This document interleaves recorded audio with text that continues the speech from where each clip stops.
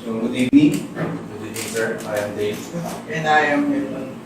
And we are from FEU Institute of Technology, and we are going to ask about your works in Transco.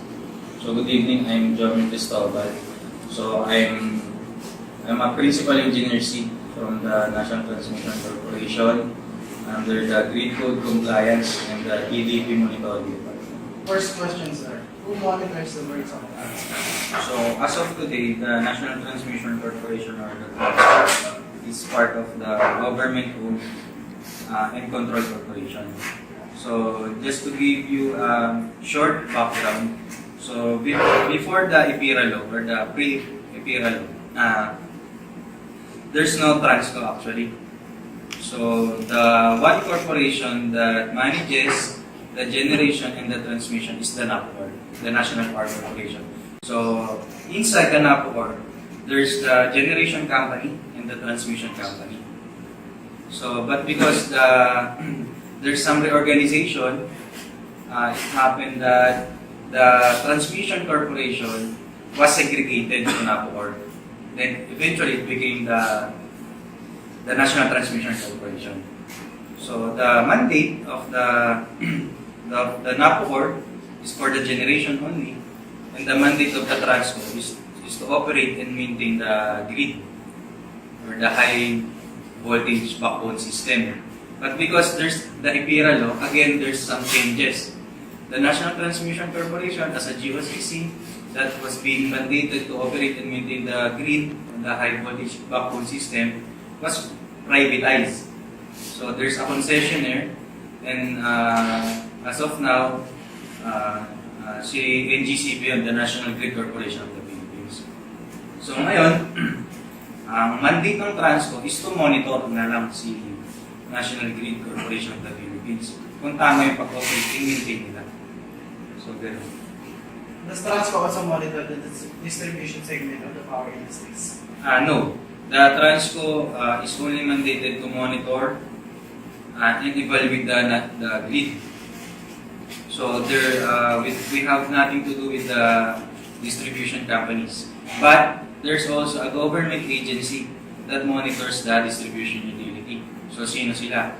So, in the policy side, the one that monitors is the DOE. On the regulatory side, ang nagmo-monitor sa distribution is the ERC.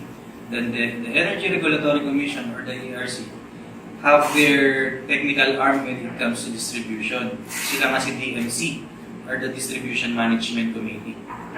Okay? Then there's also the NEA, the National Electrification Administration. So yung si NEA, ginagawa niya, siya yung nag-evaluate sa mga co-op sa electric cooperatives. Kasi the electric cooperatives have their own capital expenditures. So, maglo-loan sila, then yung loan na yung dadaan sa NEA. So, NEA have to assure that the electric cooperatives have the technical capability to run a co-op. So, yun yung sa distribution utility. What sector of the Department of Energy does handle the Transco? So, actually, Transco is not under the DOE. Okay, but from time to time, we have close coordination with them. Okay, because we are treated as their technical arm when it comes to transmission naman. Since the policymaker or the DOE has to be updated or some have technical capabilities to create some policy when it comes to transmission. So, sa isang family, sa energy family, DOE is the national government of the head of the energy family. Then under the energy family, nandiyan si Transco, si NEA, si PNOC, okay, and parang si Kisal, marami pa. What part of Transco is being facilitated by NGCP? So, as I have discussed earlier, Transco have nothing to do with the NPC na. Since na-divide na kayong dalawa eh. So, ngayon nga si NPC wala na rin siyang generation. Ang meron na lang siya is hydro and some small power utilities group.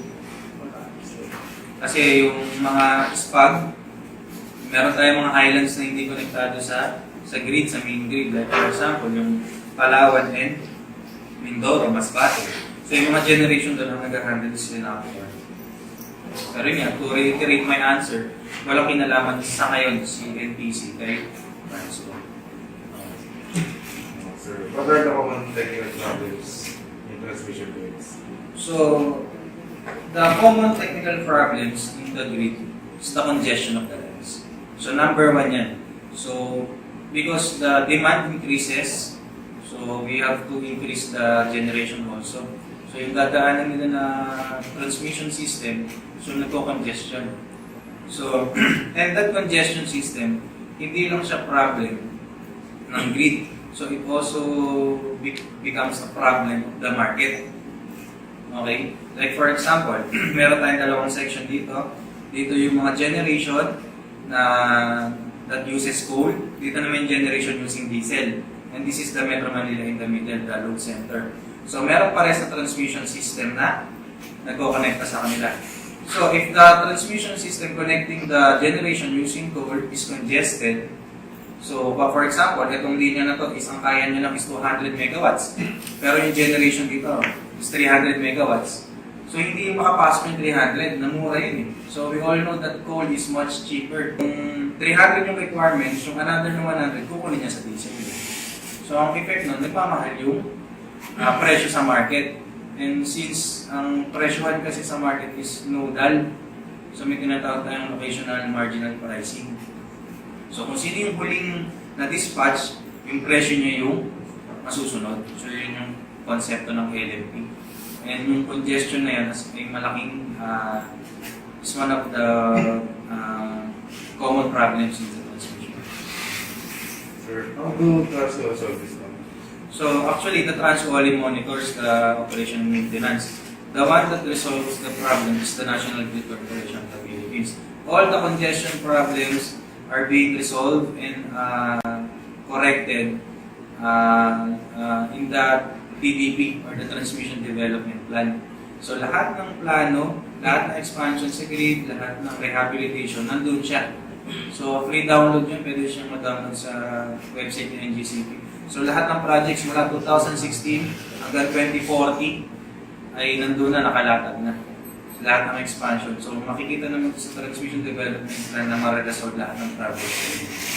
So that TDP is incorporated to the Philippine Energy Plan na ang nagpapacilitate naman ng paggawa ng Philippine Energy Plan is the DOE.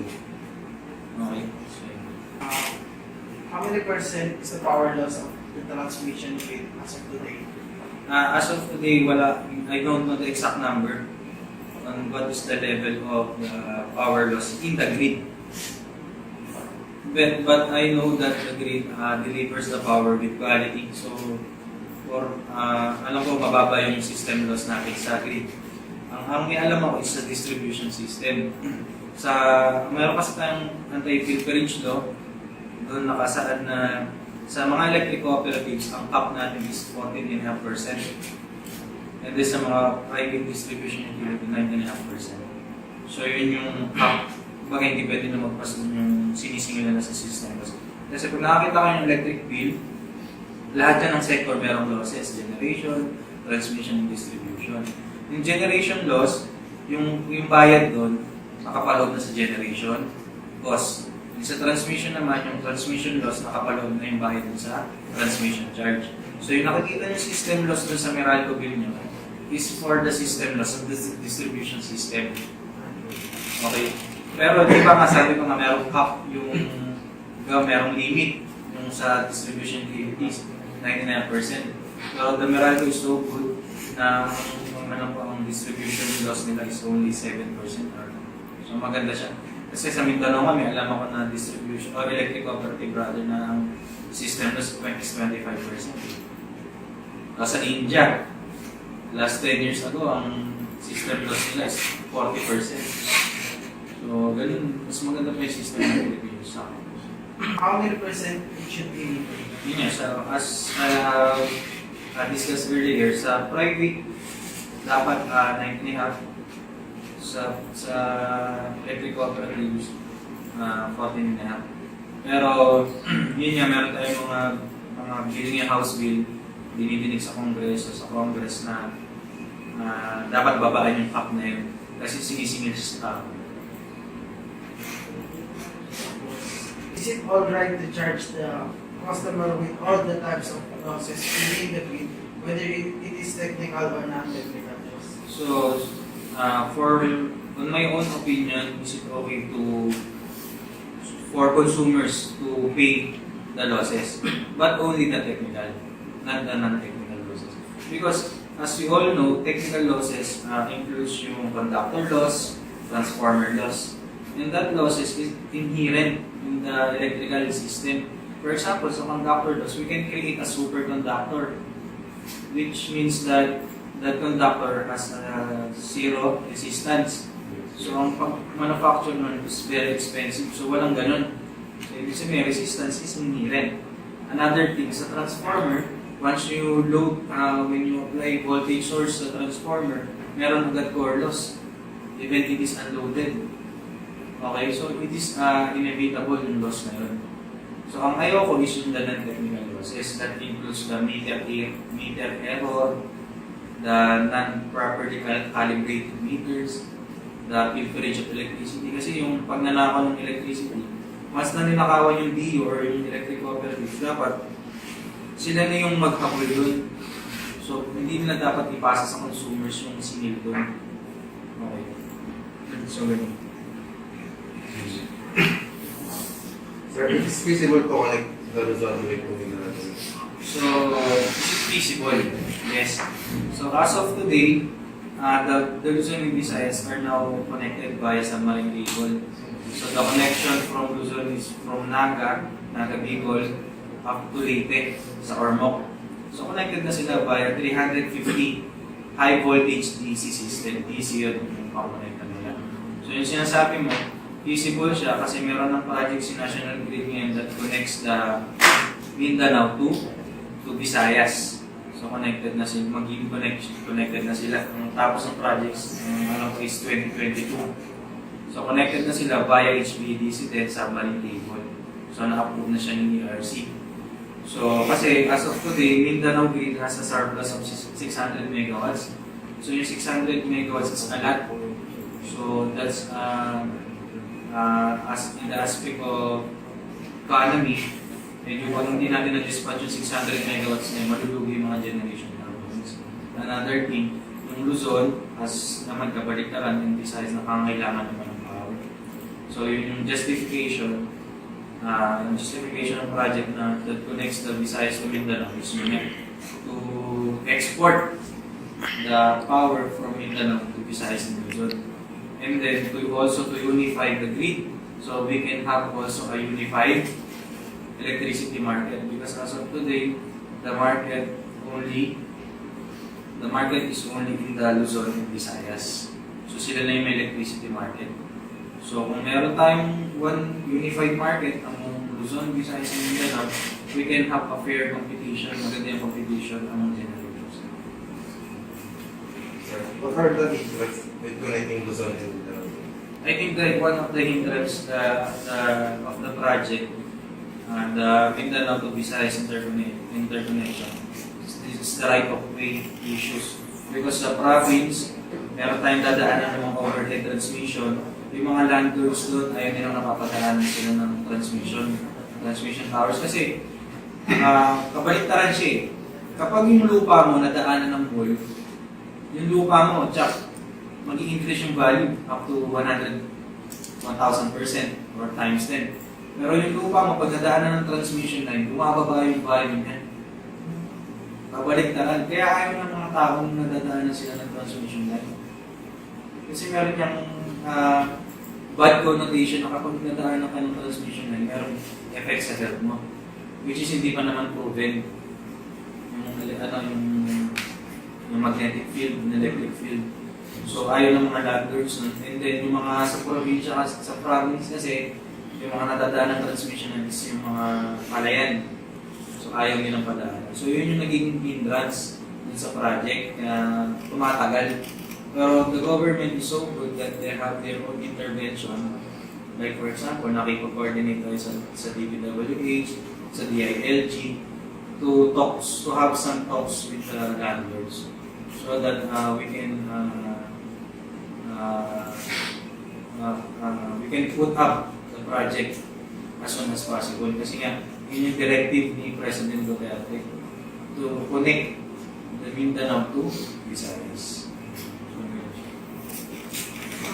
So it is possible to connect the Philippine grid to other enterprise houses. What will happen if this ever happens? So it is possible because as we observe the Philippine grid is the Philippines per se is archipelagic in nature. So yun nga, magkaiwala Luzon, Visayas and Mindanao. And then yung province nga natin na Negros, Panay, Cebu, Bohol and Leyte, magkakonect na sila via submarine.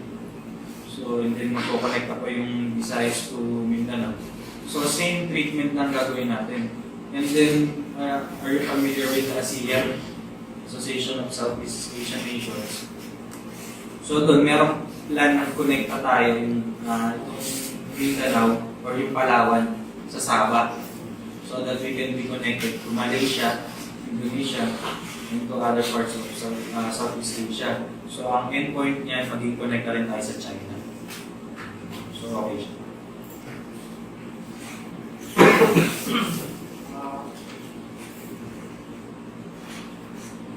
For the last question, sir, if there's anything to amend with the Philippine Grade Code, what would it be and why? Just to give you another short background, the Philippine Grade Code was written because of the EPIRA. So dati naman kasi, nung wala pang EPIRA doon, nung napukor pa lang ng Transco, sa naman ng Philippine Grade Code. So nung nagkaroon tayo ng EPIRA, yung nasulat ko yung Grade Code, yung unang version yun is yung 2001 Philippine Grade Code.